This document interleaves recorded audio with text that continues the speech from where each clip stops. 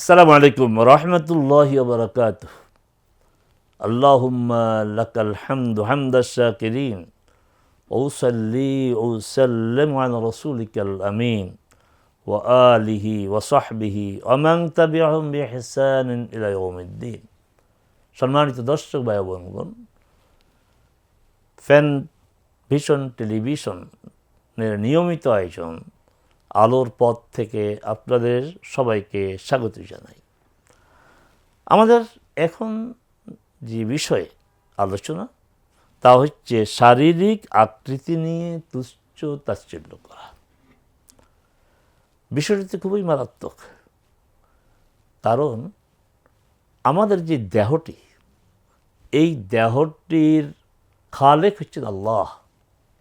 আল্লাহ সুবহানাহু ওয়া তাআলা মানুষকে সৃষ্টি করেছেন দুটি উপাদান দিয়ে।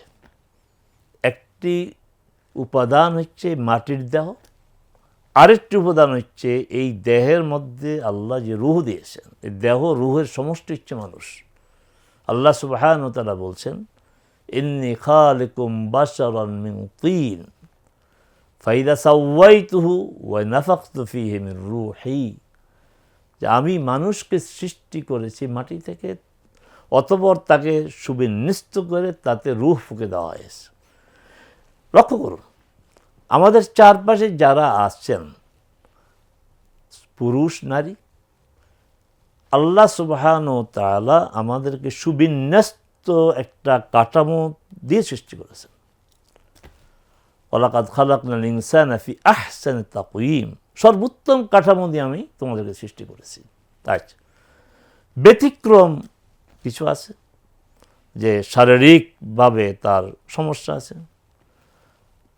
এই যে শারীরিকভাবে যে সমস্যা আছে, আকার আকৃতির দিক থেকে কেউ হয়তো বেটে, কেউ আবার প্রয়োজনের তুলনায় অনেক লম্বা।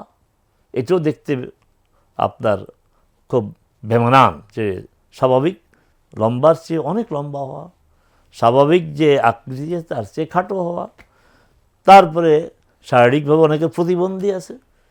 এদের সংখ্যা কত? অনেক কম। আল্লাহ সুবহানাহু ওয়া তাআলা এদেরকে সৃষ্টি করেছেন আমাদেরকে শেখানোর জন্য, যে তোমাদেরকে আমি সৃষ্টি করেছি সুবিন্যস্ত একটি অবয়ব দিয়ে, কাঠামো দিয়ে, তোমরা ওদেরকে দেখো আর শুকর আদায় করো। তুচ্ছ-তাচ্ছিল্যের প্রশ্নই আসে না। ওকে দেখে আল্লাহর প্রতি আমাদেরকে আরও কৃতজ্ঞ হওয়া উচিত, শুকর আদায় করা উচিত। এটা মারাত্মক একটা ব্যাধি। কারণ এই যে সে মনে করেন সে বেটে, মনে করেন সে অস্বাভাবিক লম্বা, মনে করেন সে আপনার অস্বাভাবিকভাবে কালো, বা শারীরিক কোনো অঙ্গ প্রত্যঙ্গের তার আপনার বিকৃতি, আচ্ছা, এটা কি তার কারণে হয়েছে? এই জন্য সে দায়ী। অতএব তাকে যদি তুচ্ছ তাচ্ছিল্য করা হয়, তাহলে তার যে স্রষ্টা, এই তুচ্ছ তাচ্ছিল্য তার দিকে যাচ্ছে। অতএব সাবধান হতে হবে।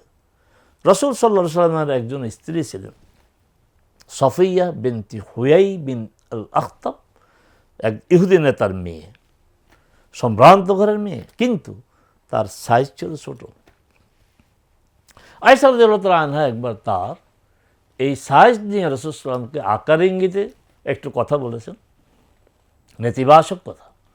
রাসূল সাল্লাল্লাহু আলাইহি ওয়াসাল্লাম রাগ করলেন, রাগ করে বললেন, লাকাদ কুলতি কালিমাতান লাউ মুযিজাত বিমাইল বাহরি লা মাযাজাতহু, তুমি এমন একটি কথা বলেছো, একটি মাত্র কথা। এই যে সমুদ্রে যদি সাথে এই কথাটি মিশিয়ে দেওয়া হয়, তাহলে সমুদ্রের পানি অস্বাভাবিক হয়ে যাবে, সমুদ্রের পানির স্বাদ বিনষ্ট হয়ে যাবে, রং আপনার পাল্টিয়ে যাবে। মানে এত মারাত্মক কথা বলেছে। দেখুন, আয়েশা রাদিয়াল্লাহু তাআলা আনহাকেও ছাড় দেওয়া হয়নি। অথচ আমাদের প্রাত্যহিক জীবনে আমরা কতজনকে কটাক্ষ করি। সূরা হুজুরাতে স্পষ্ট বলে, লা ইয়াসখার কওমুন মিন কওমিন, কারণ এক সম্প্রদায় আরেক সম্প্রদায়, মানে একদল লোক আরেক দলকে, এরপরে পরে নিসা উনার নিসা, কোনো মহিলা কোনো মহিলাকে কটাক্ষ করতে পারবে না। তাকে নিয়ে উপহাস করতে পারবে না। এই কাজটি একটা গর্হিত অপরাধ।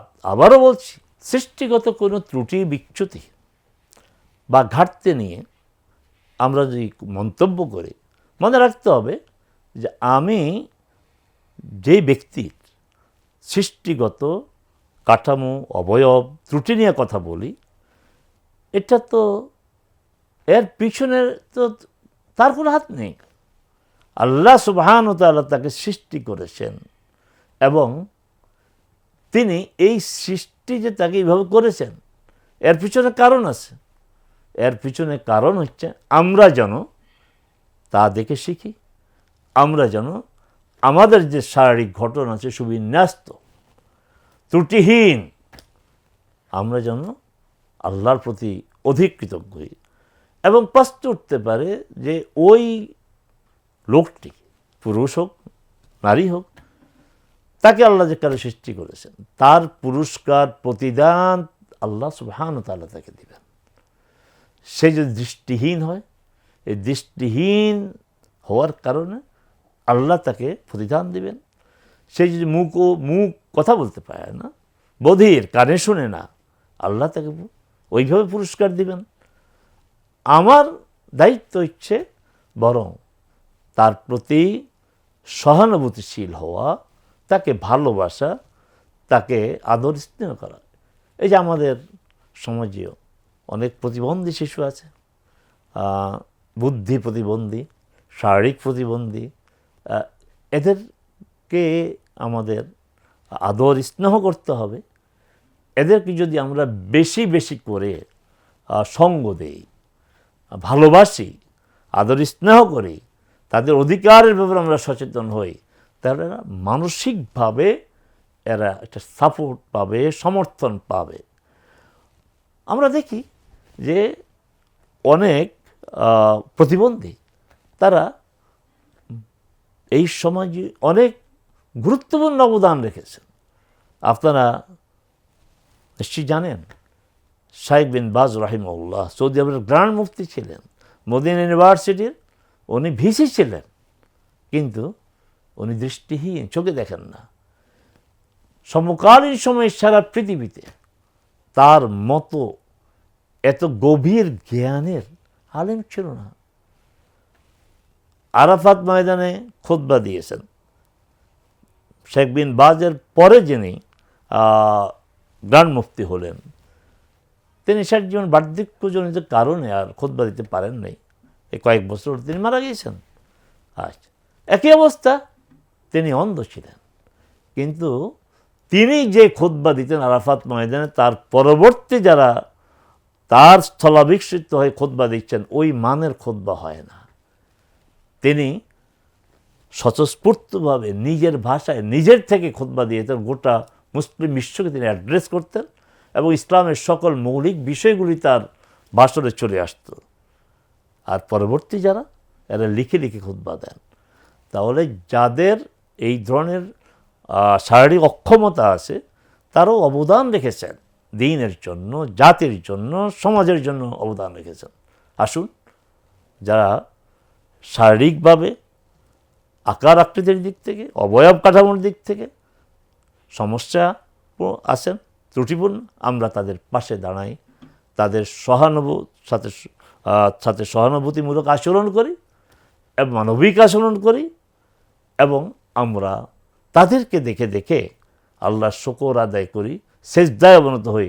আল্লাহ, তুমি তো আমাকে তার মতোই করতে পারতে, তুমি আমার সকল অবয়ব কাঠামো, অঙ্গ প্রত্যঙ্গগুলো যথাযথভাবে সৃষ্টি করেছ, এই জন্য আমি তোমার শুকর আদায় করি, তোমার প্রতি আমি কৃতজ্ঞ। তুমি তাকে আল্লাহ এই উত্তম প্রতিদান দিবা তার এই ত্রুটির জন্য, আর তারকে দেখে দেখে আমি যেন তোমারই শুকর আদায় করতে পারি, তোমার প্রতি কৃতজ্ঞতা থাকতে পারি। ওমা তৌফিক ইল্লা বিল্লাহ। আসসালামু আলাইকুম ওয়া রাহমাতুল্লাহি ওয়া বারাকাতুহু।